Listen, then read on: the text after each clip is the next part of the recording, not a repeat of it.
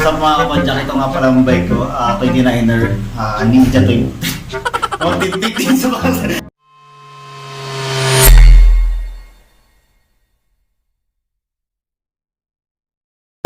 Magandang araw mga kapadyak. Nandito na tayo sa Katarungan Village. Kasama natin yung tropang tambike. At ito yung may-ari ng bahay, si Jan. Tamang-tambay lang tayo dito ngayon. Boss, yung collection sa pier. Pagkati-hatihan na natin ito. Wala pa eh. Pag natin natin si Jan. Kahit pantaasan doon sabi ko. Sabi ko, sige kahit pantaas lang ha. Ako ang ganyan eh. Nag-ride ako ang ganyan.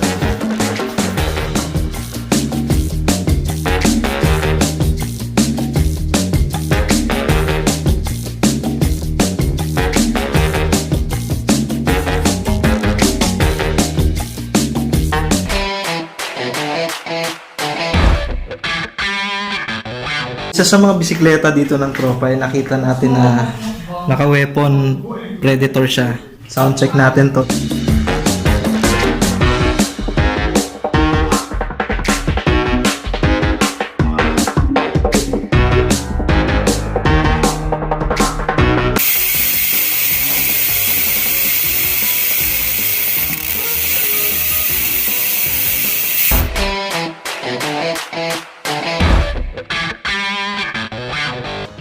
What's up mga kapadyak? Ito yung tropa natin na si Charlie. Isa siyang weapon fanatic. So sa araw na to, i-bike check lang natin yung kanyang bisikleta. So kasama natin siya sa pagba-bike check nun. What's up mga kapadyak? Ito nga pala yung bike ko. Mountain Peak Ninja 2020. 29er din. Tapos, ang parts nito ay simula tayo sa Acquit, Aerowick, then Mountain Peak na stem. Yung port ko ay XC529 Mountain Peak din, air type na rin siya.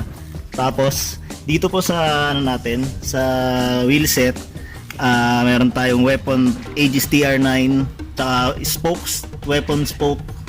Then meron din tayo sa hub. Hub natin ay weapon Predator. Hogs naman, weapon Shuriken 10 speed with na kargado ng A7 L2 10 speed. Ang setup ko ay 1x10. Yun, then sa crank naman ay Aerowick din, naka-narrowed na rin po yan. Sa clits ko ay Rock Rider XC.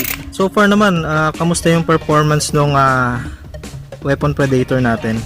Ang performance set, okay naman sa akin sa experience ko sa weapon Predator. Na-testing ko na siya sa lahat ng ride, sa long ride, trail, pinambabalagbag ko, wala pa rin problema. At napakaganda, habang tumatagal, lumalakas yung tunog. Charlie, sa mga kapadyak natin na gustong magbuo ng katulad mo na setup, magkano kayang budget na iipunin nila para makabili ng ganyang bisikleta?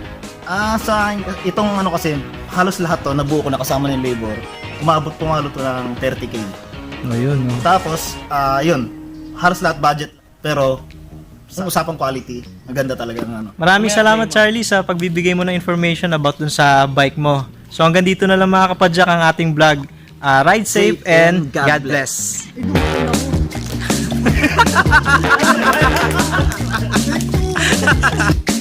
So ayun, maraming salamat Charlie sa pagbibigay mo ng information about dun sa bike mo. So hanggang dito na lang yung vlog na ito mga kapadyak. Ride safe and God bless. Hindi mo sinabi na pala yun. Kasi nakikuman lang.